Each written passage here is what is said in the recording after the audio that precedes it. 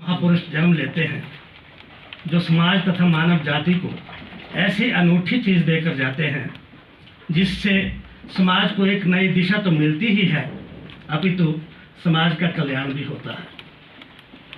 ऐसी महान विभूतियाँ अपने लिए ना जीकर केवल समाज के लिए अपना जीवन अर्पित करती हैं। ऐसी ही महान विभूति थे शेरे कुल्लू स्वर्गीय लालचंद प्रार्थी, जिन्होंने बचपन में ही दिखा दिया था कि वे समाज को एक नई दिशा देने का मादा रखते हैं। प्रार्थी का साहित्यिक तखल्लुस था चांद कुल्लू में। सचमुच प्रार्थी जी ने चंद्रमा की तरह पूरे हिमाचल के कला, साहित्य एवं सांस्कृतिक जगत में पूर्णिमा के चांद की तरह रोशनी फैलाई। 1400 वर्षों तक कुल्लू राज्य की राजधानी रहा।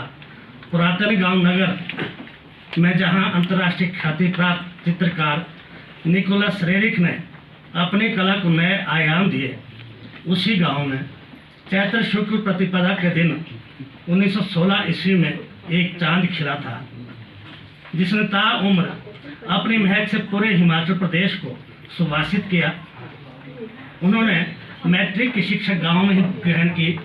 तत्पश्चात वे आयुर्वेदिक की पढ़ाई के लिए लाहौर चले गए और वहां सन 1934 ईस्वी में आयुर्वेदिक चिकित्सा पद्धति में स्नातक की उपाधि प्राप्त की। स्वर्गीय लालचंद प्रार्थी एक कवि, शायर, लेखक, कलाकार, चित्रकार, मूर्तिकार, वैद्य, कविराज, समाज सेवक, देशभक्त, लोक नेता, राजनीतिज्ञ, मंत्री, राजऋषि, नर्तक, गायक आदि नामों से पुकारे जाते रहे हैं।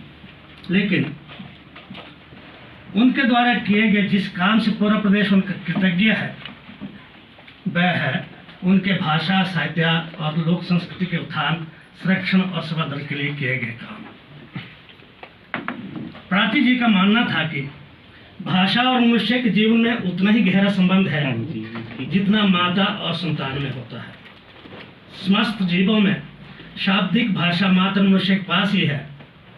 भाषा और संस्कृति द्वारा मनुष्य बुद्धिजीवी कहलाया गया है, इसलिए हमें निज भाषा को महत्व देना चाहिए। पहाड़ी भाषा हमारी अपनी भाषा है, इसलिए पहाड़ी भाषा तथा संस्कृति के आंदोलन को मूर्त रूप देने के लिए उन्होंने ही भाषा संस्थान की कल्पना शिक्षा विभाग में की थी और भाषा सलाहकार समिति की स्थापना भी करवाई थी और बाद में भाषा विभाग और अकादमी का प्रारूप भी उन्होंने तैयार किया और स्थापित भी किया। प्रार्थी जी कहा करते थे कि हिमाचल की विशेष संस्कृति है जो एक खास भाषा की मांग करती है और वह है पहाड़ी। पहाड़ी एक समृद्ध भाषा है, यद्यपि इसका लिखित साहित्य बहुत अधिक नहीं है, परंतु ये लोक साहित्य के सरताज है। यद्यपि बाहर के कुछ लोग उनके द्वारा चलाए गए पहाड़ी भाषा के आंदोलन को शंका की निगाह से भी देखते थे, परंतु उन्होंने उनकी परवाह न करते हुए पहाड़ी भाषा को निखारने, संवारने और आदर का स्थान दिलाने के लिए जीवन पर्यंत प्रयास किया। सन 1966 में जब कुल्लू और कांगड़ा को हिमाचल में मिलाने की बात चल रही थी, तो मुझे याद है हम उनके द्वारा बनाए गए एक गीत को खूब गाया करते थे। गीत के कुछ बोल इस प्रकार है, तरन्नुम में सुनाऊंगा।